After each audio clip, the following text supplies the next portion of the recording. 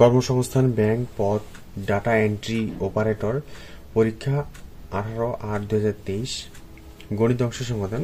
এখানে এক নম্বর বলছে কোন ভগ্নাংশটি ক্ষুদ্রতম। তাহলে এখানে আমরা অপশন টেস্ট করে উত্তর বের করতে পারি। আমরা আর গুণ করব, গুণ করে যেটা বেশি আসবে সেটা বড়। যদি আমরা এখানে 5 আর 15 গুণ করি তাহলে এখানে 5 × 25 5 হাতে হলো 2, 5 হতে 5 আর 2 7 75 আসতেছে। আর এই পাশে আমরা 12 সাথে 6 গুণ করি, 6 × 12 2 হাতে হলো 1, 6 × 6 = 7 72। তাহলে এই দুইটা ভগ্নাংশের ক এবং খ ভগ্নাংশের মধ্যে বড় হচ্ছে ক ভগ্নাংশটা, কারণ এই পাশে আসলো 75 আর এই পাশে আসলো 72। তাহলে এইভাবে প্রত্যেকটার সাথে যদি আর গুণ করে দেখি, এইভাবে গুণ করলে আমাদের গ নাম্বার আসে সবচেয়ে বড়, সবচেয়ে ছোট, কারণ যেটা মানটা ছোট আসবে সেটাই এখানে সবচেয়ে ছোট হবে। তাহলে এখানে 5 আর 15 গুণ করে আমরা পেলাম 75 এবং এখানে 12 আর 6 গুণ করে পেলাম 72। তাহলে এখানে ছোট হচ্ছে 12/18। ঠিক এখন 12/18 সাথে আবার 11/14 দেব। তাহলে এভাবে আর গুণ করলে যেটা সবচেয়ে ছোট আসবে সেটাই হচ্ছে সবচেয়ে ক্ষুদ্রতম। 2 নম্বর এখানে হচ্ছে 2 ও 23 এর মধ্যে মৌলিক সংখ্যা কয়টি। তাহলে 2 ও 23 এর মধ্যে 2 ও 32 এর মধ্যে, যেহেতু মধ্যে বলছে মৌলিক সংখ্যা কয়টি, তাহলে এখানে আমরা 3, 5, 7,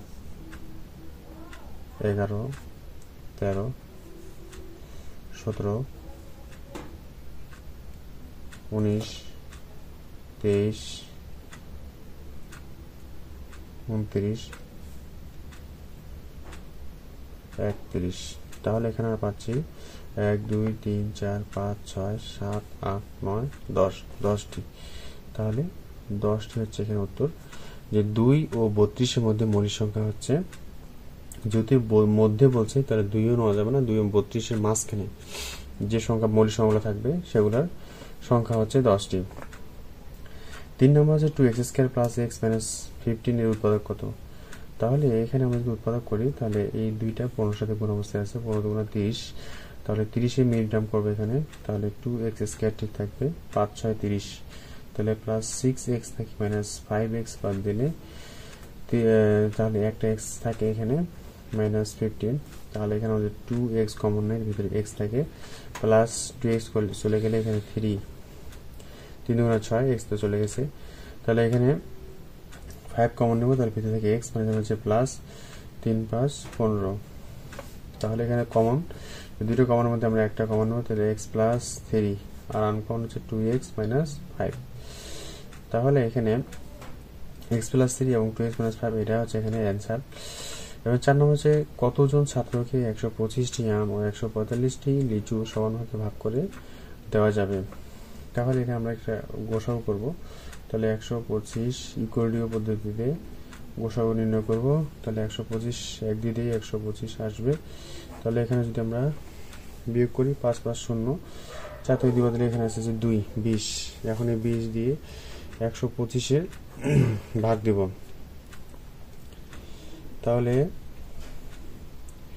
6 দিয়ে দিয়ে 6 × 0 0 আর 6 × 2 = 12।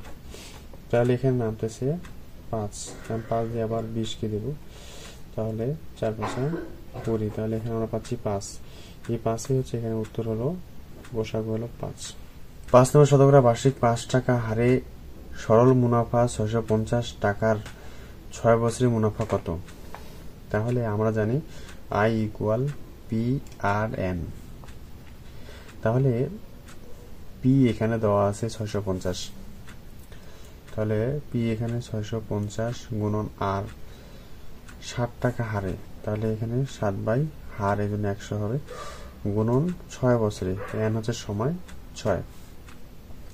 তাহলে এই শূন্য এখানে কাটা যায়। তারপরে এখানে 3 × 2 = 6, 5 × 2 = 10, 5 × 5, 3 × 5 = 15, 65 কাটা যায় 5 দিয়ে। তাহলে এখন আমাদের এখানে পাচ্ছি 13 গুণন হচ্ছে 3 × 7 = 21। তাহলে এখানে 21 আর 13 যদি আমরা গুণ করি, 3 × 3, 3 × 2 = 6 আর 21 × 21, তাহলে এখানে 3, 6 × 7 = 2, 273। তাহলে এখানে I এর মান আমরা পাচ্ছি 273। এটা হচ্ছে এখানে অ্যান্সার। 6 নম্বর হচ্ছে পিতা ও মাতার বয়সের গড় 45 বছর, আবার পিতা মাতা ও এক পুত্রের বয়সের গড় হচ্ছে 34 বছর। পুত্রের বয়স কত? তাহলে পিতা মাতার বয়সের গড় যেহেতু আছে দুইজন, তাহলে পিতা মাতা দুইজন, পিতা ও মাতার সমষ্টি, পিতা মাতার সমষ্টি সমান সমান 45 গুণন 2 সমান সমান হচ্ছে 90। এখন পিতা মাতা এবং পুত্রের বয়সের গড় 36, তাহলে পিতা মাতা ও পুত্রের বয়সের সমষ্টি হবে, তাহলে এখানে 36 গুণন 3, যেহেতু 3 জন, 318, 8 হাতে 1, 3 3 9, 1 10। তাহলে এখানে পুত্রের বয়স বের করতে হলে, তাহলে পুত্রের বয়স যদি আমরা বের করতে চাই, তাহলে 108 থেকে আমি 90 বাদ দেব, তাহলে এখানে পাচ্ছি 18 বছর। এটা হচ্ছে এখানে অ্যান্সার। 7 নম্বর হচ্ছে একটি সোনার গহনার ওজন 16 গ্রাম, এতে সোনা ও তামার অনুপাত 3:1। এতে কি পরিমাণ সোনা মেশালে অনুপাত 4:1 হবে? তাহলে এখানে আমাদের এই 16 গ্রামের মধ্যে কতটুকু সোনা আছে, কতটুকু তামা আছে সেটা বের করে নিতে হবে। যেহেতু অনুপাত এখানে আছে 3:1, তাহলে অনুপাতের সমষ্টি, তাহলে প্রথমে আমরা লিখবো অনুপাতের সমষ্টি। তাহলে অনুপাতের সমষ্টি যদি লিখি, তাহলে 3 + 1 সমান সমান কত পাচ্ছি? 4। তাহলে এখন আমরা এখানে সোনা বের করব, সোনার পরিমাণটা কতটুকু আছে, সোনার পরিমাণ, তাহলে সোনার পরিমাণ সমান সমান এখানে 16 গুণন নিচে 4 যোগ সমষ্টিটা 4 নিচে হবে, আর সোনা এখানে আছে 3, তাহলে 3টা উপরে হবে, 4 + 16, 3 × 4 = 12, সোনার পরিমাণ 12। এরপরে তামার পরিমাণ বের করবো, তাহলে 16 গুণন উপরে হবে 1, নিচে হচ্ছে 4। আচ্ছা, এখানে ঠিক আছে, তাহলে নিচে হচ্ছে 4, 4 + 16, তাহলে এখানে 4 × 4, তাহলে এখানে আমরা তামার পরিমাণ পেলাম 4। তো কি পরিমাণ সোনা মেশালে অনুপাত 4:1, কারণ সোনা মেশাতে বলছে। তাহলে প্রশ্ন মতে সোনা হচ্ছে 12, তামা হচ্ছে 4, সমান সমান, যদি আমরা x পরিমাণ, কি পরিমাণ মেশে জানি না, যেহেতু x ধরলাম, x পরিমাণ আমরা সোনা মেশাবো, মেশালে তাহলে আমাদের অনুপাতটা 4:1 হবে। তাহলে এখানে আড়াআড়ি গুণ করি, আড়াআড়ি গুণ করলে 12 যোগ x 1 এর সাথে গুণ করলে ওটাই হচ্ছে 12 যোগ x ইকুয়াল 4 যোগ 16। তাহলে x ঠিক থাকবে, এখানে 16, 12টা পাশে পার হয়ে গেলে বিয়োগ হয়ে যাবে, তাহলে x এর মান আসতেছে 4। এটা হচ্ছে এখানে। 8 নম্বর হচ্ছে কোন ক্ষুদ্রতম সংখ্যাকে 3, 5, 6 দ্বারা ভাগ করলে প্রত্যেক বার ভাগশেষ 1 হবে। তার মানে ভাগশেষ অবশিষ্ট যদি থাকে, তাহলে এটা লসাগু করার পর যোগ করতে হবে। ভাগশেষ অবশিষ্ট এগুলো থাকলে যোগ করতে হয়। তাহলে এখানে আমরা লসাগু করবো 3, 5 এবং 6। যেহেতু এখানে যদি লসাগু করি, তাহলে এখানে আসে, এখানে 3 যদি আমরা কমন নেই, তাহলে এখানে 3 × 3, 5, 3 × 2 = 6। তাহলে এখানে আমরা কি পাচ্ছি, লসাগু এখানে পাচ্ছি 2 গুণন 3 গুণন 5, তাহলে 3 × 2 = 6, 5 × 30। তাহলে 30 এর সাথে আমরা যেহেতু ভাগশেষ অবশিষ্ট যদি থাকে, তাহলে এটা যোগ করতে হয়। তাহলে এখানে 1 যেহেতু ছিল, তাহলে 1 আমরা যোগ করে দিলাম, তাহলে এখানে পাচ্ছি 31। এটা হচ্ছে এখানে অ্যান্সার। 9 নম্বর হচ্ছে p + q = 5 এবং p - q = 3 হলে p² + q² মানে a² + b² মান কত?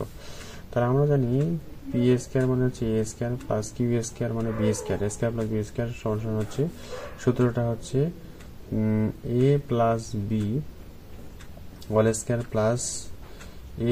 - b (² / 2)।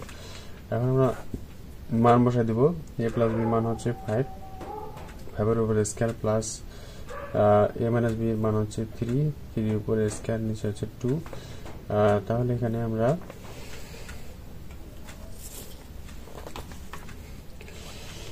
নিচে হচ্ছে 2, তাহলে এখানে উপরে 5 × 25 যোগ 3 × 3 = 9, নিচে হচ্ছে 2।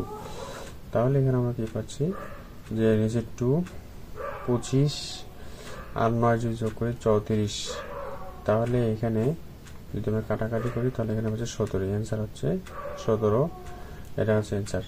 10 নম্বর হচ্ছে একটি দ্রব্য 180 টাকায় বিক্রি করা 10% ক্ষতি হলো, দ্রব্যটির ক্রয়মূল্য কত? তাহলে দ্রব্যটির ক্রয়মূল্য চেয়েছে, তাহলে 10% ক্ষতি হয়েছে, তো 10% যদি ক্ষতি হয়, 10% ক্ষতিতে তাহলে 10% ক্ষতিতে যদি বিক্রি করছে, তাহলে বিক্রয় মূল্য 10% ক্ষতিতে বিক্রয় মূল্য হবে 90 টাকা। 90 টাকা বিক্রয় মূল্য 90 টাকা হলে ক্রয় মূল্য 100 টাকা ছিল, যেহেতু ক্ষতি হয়েছে এই জন্য বিক্রয় মূল্য 90 টাকা। তাহলে বিক্রয় মূল্য 1 টাকা হলে ক্রয় মূল্য উপরে 100, নিচে হচ্ছে 90। আবার বিক্রয় মূল্য যদি 180 টাকা হয়, 180 টাকা হলে তার ক্রয় মূল্যটা কত ছিল? তাহলে এখানে 100 গুণন 180, নিচে হচ্ছে 90, 0 0 কাটা, 9 দুগুণা 18, 100 দুগুণা 200, এটা হচ্ছে এখানে অ্যান্সার।